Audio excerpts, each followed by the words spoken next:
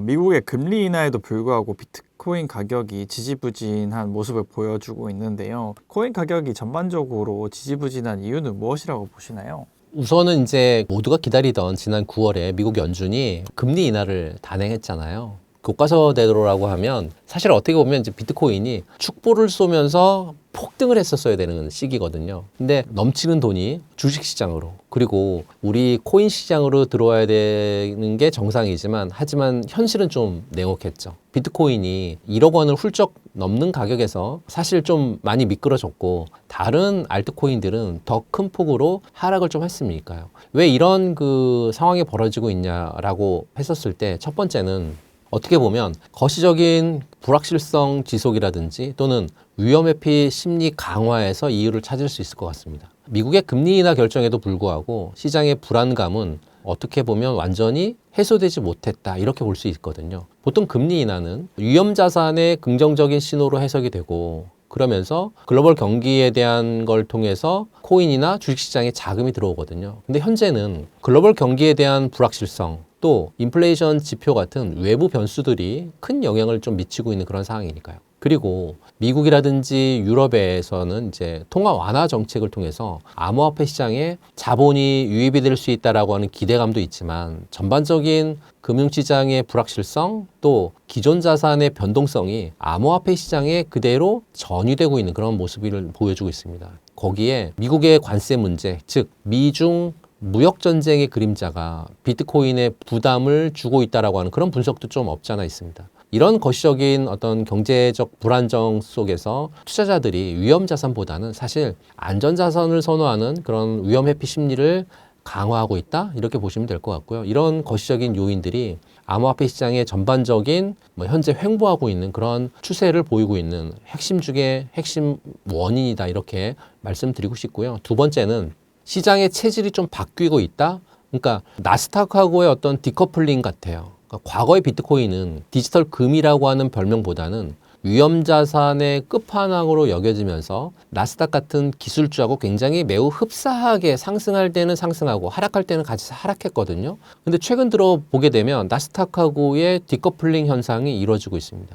금리를 내리면 기술주가 오르고 비트코인도 따라 오르는 커플링 현상이 과거에는 뚜렷했는데 지금은 그렇지 않다라는 거죠. 조금 달라졌다라고 하는 거죠. 이렇게 달라졌다라고 하는 부분들을 보게 되면 이제 비트코인은 단순히 거시경제 지표에만 따라 움직이는 자산이 아니라 전체적인 또는 자체적인 생태계하고 수급 논리에 의해서 더 큰 영향을 받고 있다라고 보시면 될 것 같고 최근 월가 기관들의 암호화폐 시장 참여가 다소 주춤해졌다라고 하는 소식도 들려오고 그러면서 대규모 레버리지 포지션에 대한 어떤 강제 청산 같은 또 코인 시장의 내부의 어떤 문제가 금리 인하라고 하는 거대한 호재를 압도해버리는 그런 결과치도 볼 수 있었거든요. 실제로 몇 주 동안에 하락 과정에서 16억 달러 정도, 그러니까 우리 돈으로 한 2조 원 정도의 롱 포지션이 강제로 청산이 되면서 하락폭을 키웠다라고 하는 그런 소식들도 들려왔었으니까요. 세 번째는 금리 인하의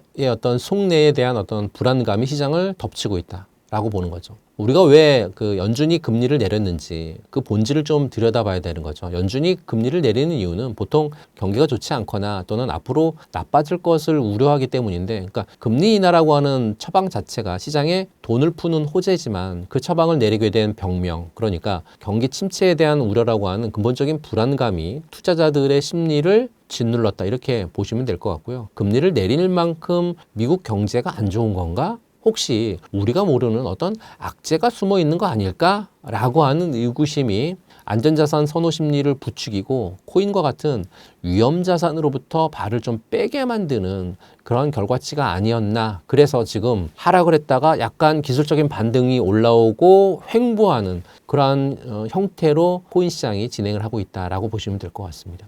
비트코인과 가상자산 투자 늦지 않았습니다. 코인 특강 아래 링크에서 신청하세요. 비트코인이 지지부진하면서 리플의 가격 또한 지지부진한 흐름을 보이고 있는데요. 리플 하반기 전망 어떻게 보시나요? 뭐 지금 금리 인하에도 불구하고 비트코인뿐만 아니라 리플 역시 지지부진한 모습을 좀 보이고 있어서 많은 분들의 마음이 좀 무겁게 진행을 하고 있는데요. 현재 리플의 지지부진하게 보이고 있는 이유는 명백하죠. 비트코인이라고 하는 정말 형님이 며칠 동안 계속 기침을 하면서 몸살을 앓고 있으니까 리플도 그거에 대한 기침에 대한 어떤 바이러스가 들어와서 몸살을 앓고 있는 전형적인 시장 동조화 현상인 것 같아요. XRP를 옹호하는 어떤 유명 변호사조차도 지금 리플이 지지부진한 모습을 보이고 있는 이유는 다른 게 아니라 비트코인 때문이다라고 콕 집어서 얘기할 정도니까요. 지금의 비트코인에 또는 리플 같은 어떤 자산들이 사실 큰 악재가 생겼다기보다는 시장 전반의 투자 심리가 약간 위축되고 있다, 이런 결과로 보는 게 합리적이지 않을까라고 말씀드리고 싶고요. 하지만 바로 이 지점에서 우리는 남들과 좀 다른 생각을 하면 어떨까라는 말씀을 좀 드리고 싶습니다. 그러니까 모두가 지지부진한 이런 시장, 또 몇 주 동안에 하락을 했었던 그런 시장이었을 때 지금 시장을 떠날까? 아니면 지금 더 위기 안에서 투자를 더 강행을 해야 되나? 라는 그런 관점인 거죠. 저는 올해 2025년 하반기 가장 상승 흐름으로 크게 전개될 수 있을 종목을 리플이 될 수 있다라고 말씀 좀 드리고 싶은데요. 그 이유가 몇 가지가 있습니다. 리플은 마침내 족쇄가 풀리죠. SEC하고의 소송 리스크에 대한 해소죠. 수년 동안 리플의 발목을 잡고 있었던 가장 거대한 악재가 바로 미국 증권거래위원회하고의 어떤 소송이죠. 근데 지금 그 소송에 대한 부분들 거의 다 끝나가고 있는 그런 상황이니까요. 이런 기나긴 싸움이 사실상 마무리되면서 법적 불확실성이라고 하는 거대한 안개가 걷혔고, 단순히 하나의 호재가 아니라 리플의 앞길을 막고 있었던, 어떻게 보면 뭐 가장 큰 댐이 무너진 것과 같은 그런 말씀을 드릴 수 있고요. 당장 그 미국의 주요 거래소들이 리플을 재상장할 명분이 생겼습니다. 그동안 눈치만 보던 월가의 기관들이 리플을 포트폴리오에 담을 수 있는 길이 열린 거죠. 소송 리스크의 해소는 하반기 리플의 가치를 재평가하게 만들 거고 강력한 엔진으로 작용할 수 있기 때문에 지켜보실 필요가 있다라고 말씀드리고, 두 번째는 리플의 그 사업적인 성과인 것 같아요.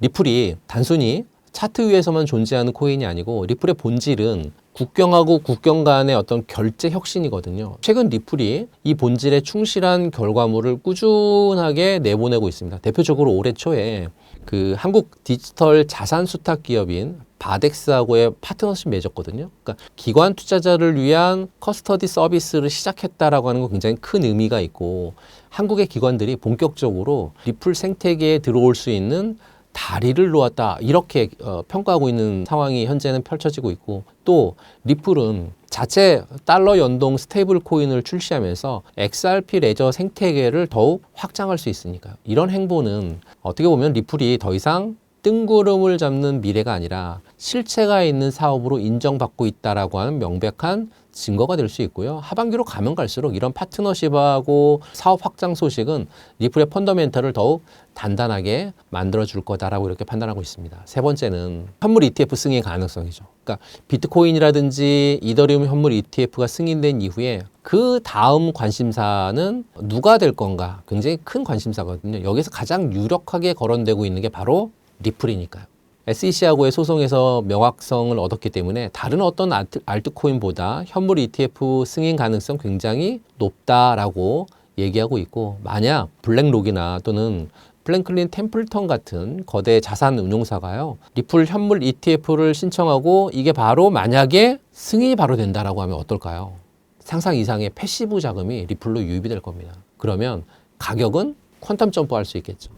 결정적인 한 방이 될 걸로 좀 판단하고 있기 때문에 이 기대감 하나만으로도 하반기 리플은 시장의 모든 관심을 빨아들일 잠재력을 갖고 있다라고 말씀드리고요. 지금 당장에 어떻게 비트코인 그림자 아래에서 함께 가격이 약간 횡보하고 지지부진한 모습을 보면서 답답하게 진행되고 있는 부분들, 하지만 어둠이 깊으면 깊어질수록 새벽이 가깝다 라는 말을 기억하셨으면 좋겠고요. 리플이 SEC 소송 해결과 실질적인 사업 확장, 그리고 현물 ETF 기대감이라고 하는 다른 코인들은 가지지 못한 강력한 세 개의 날개를 갖고 있다, 이렇게 보시면 될 것 같습니다. 최근 코인베이스 보관 지갑에서 XRP 보유량이 급격히 줄어드는 가운데 블랙록이 기관 고객에게 XRP를 제공하기 시작했다고 해서 화제인데요. 기관들이 바라보는 XRP의 평가가 엇갈리기 시작한 거라고 볼 수 있을까요? 요즘 XRP 시장을 보면 정말 그 흥미로운 일들이 많이 벌어지고 있어요. 한쪽에서는 세계 최대 거래소 중에 하나인 코인베이스에서의 XRP 보유량이 제로에 가까웠다, 이런 소식이 들리고, 다른 한쪽에서는 세계 최대 자산 운용사죠, 블랙록은 뭐 기관 고객을 위해서 XRP를 다루기 시작했다라고 하는 정반대 소식이 들려오고 있으니까요. 이것만 보면 기관들이 XRP를 다 팔아치우는 거 아닌가, 이렇게 생각이 들다가도 아니 이제 진짜 큰 손이 좀 들어오는 거 아닌가, 이런 생각을 동시에 갖게끔 하거든요. 그러니까 이렇게 상반된 신호가 동시에 나타나는 건 기관들은 정말 XRP를 두고 서로 다른 생각을 하고 있는 걸까라는 부분들을 생각해 보게 되는 건데요. 그러면 먼저 코인베이스 쪽에서의 지갑 이슈를 먼저 좀 살펴볼게요. 불과 몇 달 전까지만 해도 코인베이스는 수억 개의 XRP를 보관하고 있었거든요. 근데 최근 온체인 데이터를 보게 되면 이 물량들이 거의 사라졌습니다. 이것만 보면 기관들이 XRP를 대량으로 매도하고 떠나는구나 하고 걱정할 수 있는데 충분히 합리적인 의심입니다. 하지만 조금 더 깊이 들어가 보면 이야기는 좀 달라지죠. 왜냐? 전문가들이 이것이 단순한 매도가 아니라 전략적인 이동일 가능성이 굉장히 높다고 분석하는 분석가들이 굉장히 많습니다. 그러니까 코인베이스라고 하는 공개된 거래소 지갑에서 기관 투자자들을 위한 별도의 비공개 수탁 지갑으로 장외 거래 데스크로 물량이 옮겨졌다는 거죠. 보였던 지갑에서 안 보이는 지갑으로 옮겨졌다는 거죠. 생각해 보십시오. 블랙록 같은 거대 기관이 수천억 원어치의 XRP를 공개된 시장에서 바로 사들인다, 매수한다, 어떻게 될까요? 가격 폭등하겠죠. 시장에 엄청난 충격을 주겠죠. 그렇기 때문에 이들이 조용히 그리고 안전하게 자산을 확보하기 위해서 장외 거래를 선택했다 라고 보시면 되고요. 코인베이스의 XRP 감소는 어쩌면 대규모 기관 매집을 위한 사전 흔적일 수 있다라는 해석이 나옵니다. 마치 큰 파도가 오기 전에 물이 한번 쭉 빠졌, 이런 거를 생각해 보실 필요가 있겠다라는 말씀을 드리고요. 이제 시장의 기대감을 한껏 끌어올린 블랙록 쪽의 소식을 한번 볼까요? 블랙록이 기관들에게 SRP를 제공한다는 말은 사실일까요? 라는 질문을 하실 수 있는데요. 결론부터 말씀드리면 어떻게 보면 절반은 맞고 절반은 조금 다릅니다. 그러니까 최근 블랙록은 자신들의 그 토크나 펀드인 비드를 XRP 레저 네트워크로 확장하는 부분들이 있는데요. 이거의 핵심인 거죠. 블랙록이 당장 고객들에게 XRP 코인 사세요라고 판매하는 거하고는 좀 다르고요. 그보다 훨씬 더 중요한 의미를 가지는데 바로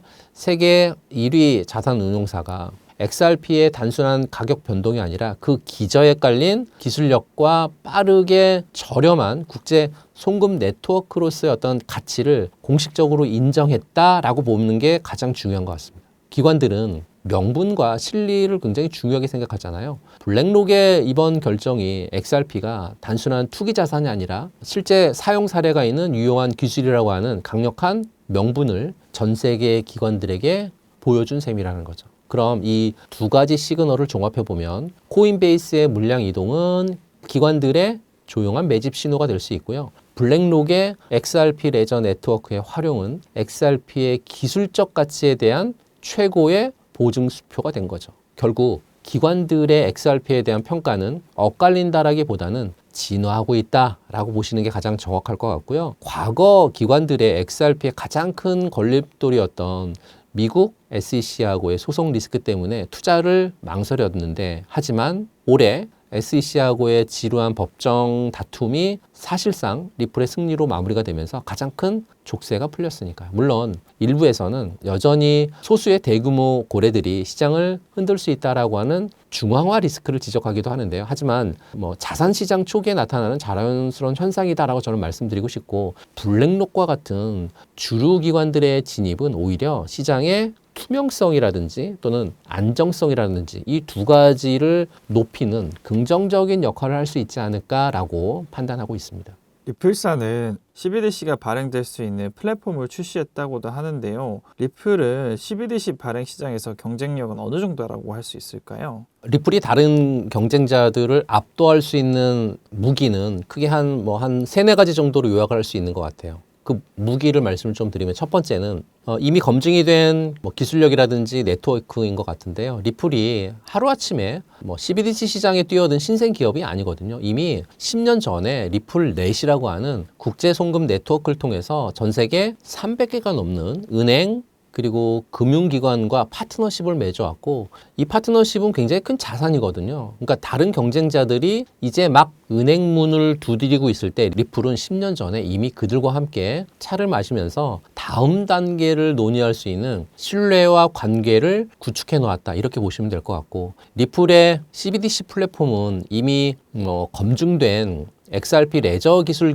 기반 위에 세워졌거든요. 그러니까 빠르고 또 저렴하고 안정적이고 그러니까 시장에서 이미 그 증명된 부분들이니까 이쪽 부분들은 굉장히 크다라고 말씀드리고 두 번째는 맞춤형 솔루션. 그러니까 중앙은행들의 주권을 지켜준다. 그러니까 중앙은행 입장에서 보면요. 가장 우려하는 건 바로 통제력 상실인데 탈중앙화를 외치는 일반 블록체인하고는 달리 중앙은행은 화폐 발행이라든지 또 유통에 대한 절대적인 통제권을 유지하고 싶어 하잖아요. 리플이 바로 이 지점을 정확하게 파고들었고 리플의 CBDC 플랫폼은 각국 중앙은행들이 자신들의 통화 정책과 규제 환경에 맞춰서 CBDC의 어떤 생성이라든지 유통 그리고 뭐 소멸까지 모든 과정을 직접 관리하고 통제할 수 있도록 설계했으니까요. 그러니까 중앙은행 입맛에 딱 맞는 디지털 화폐를 만들어줬기 때문에 각국 정부에서 굉장히 매력적인 그런 부분들로 판단할 수 있죠. 세 번째는 운용 부분인 것 같아요. 이제 수많은 국가기관들이 각자의 CBDC를 발행할 거 아니에요. 미국도 하고 한국도 하고 각자 모든 기관들이 모든 나라들이 할 건데 이때 가장 큰 문제는 한국의 CBDC하고 미국의 CBDC를 어떻게 실시간으로 교환할 거라고 하는 게 서야 되는 거잖아요. 리플의 궁극적인 목표는 바로 여기에 있습니다. 그러니까 XRP를 브릿지로 사용을 해서 각국의 CBDC를 서로 원활하게 연결하고 거대한 네트워크를 구축하고 그럼으로 인해서 리플을 통한 CBDC 발행을 돕고 그러면서 금융 시스템의 허브가 되겠다라고 하는 정말 원대한 그림을 갖고 있는 그런 상황이 현재는 앞으로는 펼쳐질 거고요. 네 번째는 그걸 리플이 행동으로 증명하고 있습니다. 리플의 경쟁력은 단순한 이론에 그치지 않고요. 이미 부탄이라든지 또는 팔라우라든지 콜롬비아, 홍콩 같은 전 세계 여러 국가나 지역과 손잡고 있고 CBDC 파일럿 프로젝트 성공을 진행을 하고 있는데요. 실전 데이터를 굉장히 많이 쌓아가고 있습니다. 최근에 유럽의 그 심장부인 프랑스 중앙은행하고도 유로 디지털 화폐 인프라 테스트를 진행하면서 그 기술력 인정받았거든요. 이런 실전 경험이 다른 경쟁사들이 쉽게 따라올 수 없는 리플만의 어떻게 보면 강력한 해자가 되고 있다. 이렇게 판단하고 있습니다. 물론 CBDC 시장이 이제 막 열리는 시장입니다. 그리고 스텔라나 이더리움 기반의 다른 어떤 기업형 블록체인 프로젝트들과의 경쟁에도 이제부터 본격화될 건데요. 하지만 분명한 건 리플이 단순한 암호화폐 XRP의 가격을 올리는 데만 집중하는 회사가 아니라는 거죠. 이들은 미래 디지털 금융 시스템의 근간이 될 운영체제를 설계하고 선점하려고 하는 정말 원대한 목표를 가지고 차근차근 전진하고 있다 이렇게 보시면 될 것 같습니다. 한편에서는 리플이 스위프트가 차지하는 연간 결제 규모의 14%만 점유해도 리플의 가격은 단숨에 $900 이상으로 뛸 수 있다고 하는데요. 이것이 가능한 시나리오라고 보시나요? 우선 이제 그 스위프트가 어떤 곳인지 좀 아셨으면 좋겠는데 스위프트가 전 세계 200여 개 국가 그리고 한 11,000개에서 11,500개 정도 이상의 금융기관하고 매일이요 수조 달러를 주고받고 이때 사용하는 그 메신저입니다. 그러니까 금융 전용 메신저라고 보시면 돼요. 그러니까 하루에 처리되고 있는 금액이 5조 달러입니다. 하루에 5조 달러가 6조 5천억 원 정도 되죠. 그러니까 그야말로 국제 금융의 어떻게 보면 대동맥인 거예요. 근데 이 거대한 시스템은 단점이 있습니다.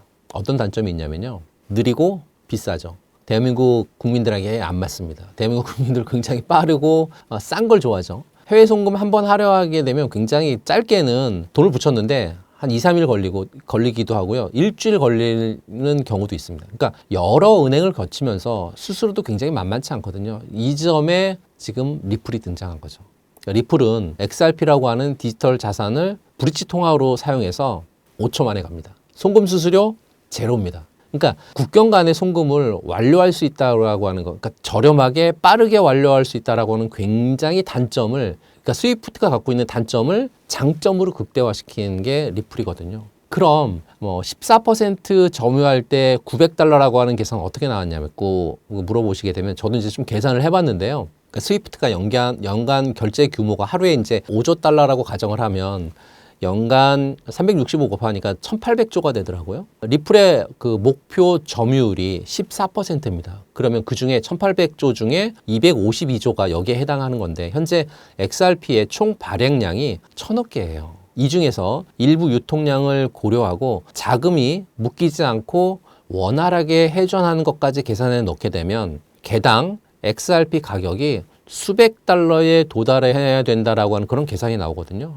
그러면 실제로 지난 2025년 9월 말에 한 외신 기자에 대한 리플에 대한 얘기, 스위프트 점유율 1% 정도를 했었을 때 XRP 가격이 얼마 정도 도달하는 게 좋냐라고 했었을 때 그 기자는 계산을 해서 약 100달러, 그러니까 80달러에서 120달러 정도는 돼야 된다라고 하는 거죠. 그러면 1% 정도인 거잖아요. 그러니까 14%라고 하면 900달러라고 하는 계산이 여기서 나온 거예요. 그렇다라고 하면 아주 허무맹랑한 숫자는 아니다라고 하는 그런 주장에 힘을 얻는다라고 볼 수 있고요. 물론 이제 투자는 꿈만 보고 할 수는 없잖아요. 장밋빛 전망이 현실이 되기까지는 사실 넘어야 할 산이 굉장히 많습니다. 넘어야 할 산을 넘는다라고 하면 저는 14%의 900달러 충분히 가능할 수 있을 것 같다라고 하는데요. 그러면 그 넘어야 할 산 몇 가지만 말씀 좀 드려볼게요. 우선 첫 번째 산은 스위프트의 막강한 네트워크 효과죠. 그러니까 스위프트가 지난 50년 동안 금융기관들이 구축해온 거대한 그들만의 리그거든요. 모든 시스템 규제 여기 스위프트에 맞춰져 있고요. 모든 것들이 다 지금 스위프트에 맞춰져 있거든요. 근데 만약에 하루아침에 리플로 바꾼다? 그러면 거대 혁명에 가까운 일이 발생하는 거잖아요. 이게 가능할 건지에 대한 것들을 생각해 보실 필요가 있다는 거죠. 두 번째 사는 리플은 미국 SEC하고 지루한 어떤 그 법정 다툼을 이어왔고 일부 승소하긴 했지만 여전히 암호화폐에 대한 명확한 규제 가이드라인이 현재는 부재한 상황입니다. 그러면 주류 금융기관들이 전면적으로 리플을 채택하기는 어떻게 보면 약간 부담스럽죠.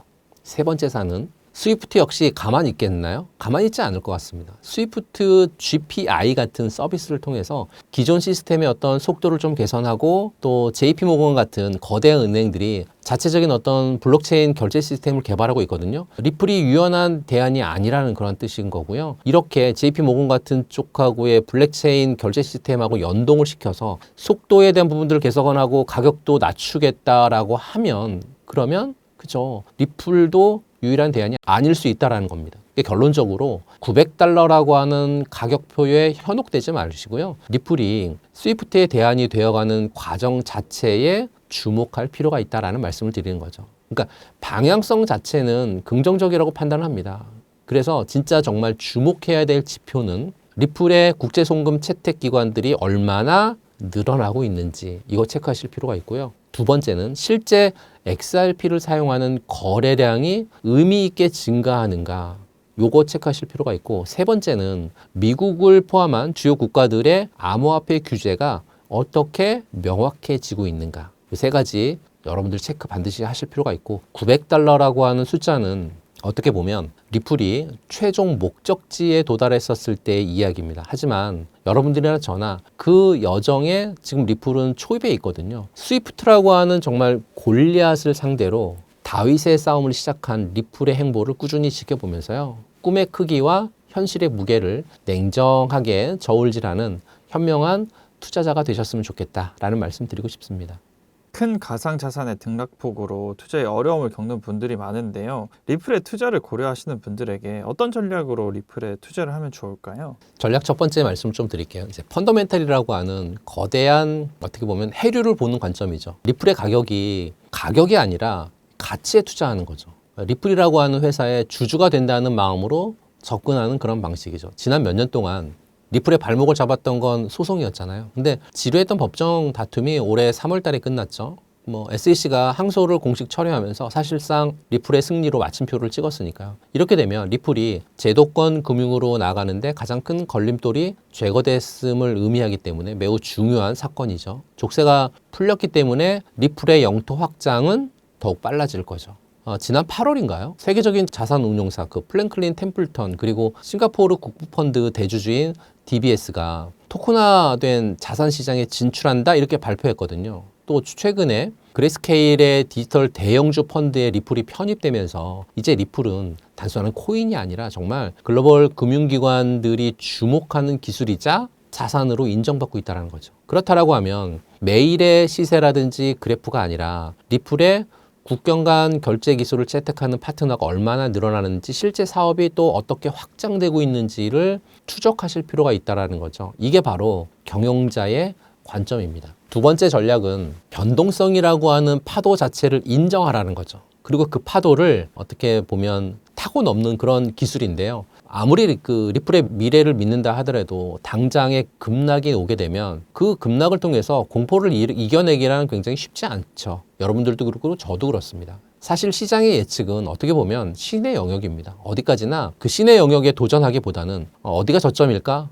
또는 어디가 고점일까? 이거를 고민하다가 기회를 놓치는 부분들 굉장히 많거든요. 이럴 때 가장 유용한 기술이 바로 분할 매수잖아요. 예를 들어서 한 1,000만 원이 있다. 그러면 한 번에 매수하는 게 아니라 100만 원씩 10번에 나눠서 사는 이런 방법이 굉장히 유용할 것 같고요. 가격이 높을 때 XRP를 적게 또 가격이 낮을 때는 더 많이 사게 되면서 평균 매수 단가를 안정화시키는 굉장히 효과 있는 그런 방법이기 때문에요. 이런 현명한 방법을 이용하셨으면 좋겠고 또 리플의 어떤 그 열렬한 지지자라고 하더라도 전 재산을 리플에 투자하는 건 굉장히 위험하겠죠. 지난 8월 달 미국 백악관이 발표한 전략 비축 암호화폐 리스트에서 리플이 제외됐습니다. 그러니까 여기에서 제외됐다라고 하는 건 정말 그 많은 것 시사하거든요. 소송 리스크는 해소가 됐지만 여전히 새로운 규제 불확실성이 나타날 수 있다라고 하는 신호니까요.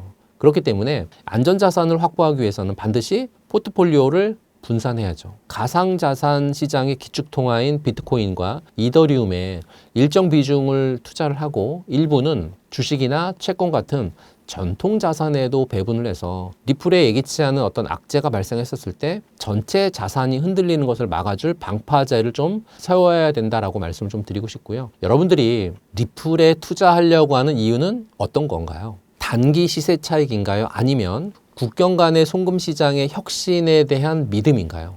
여러분들만의 명확한 투자 논리를 세우셨으면 좋겠습니다.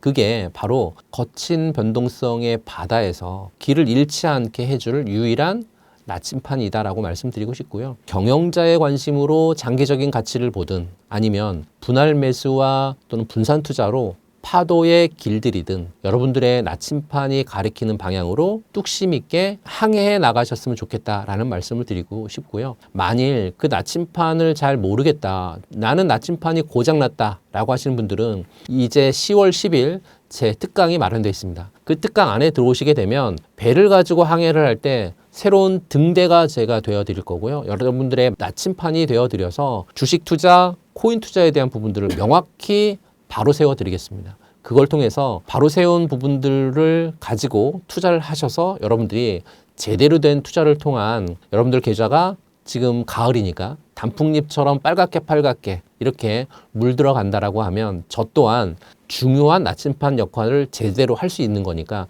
그 역할을 여러분들과 함께 하고 싶습니다. 그래서 10월 10일 특강 들어오셔서 저와 함께 좋은 투자 하셨으면 좋겠다라는 말씀 드리고 싶습니다.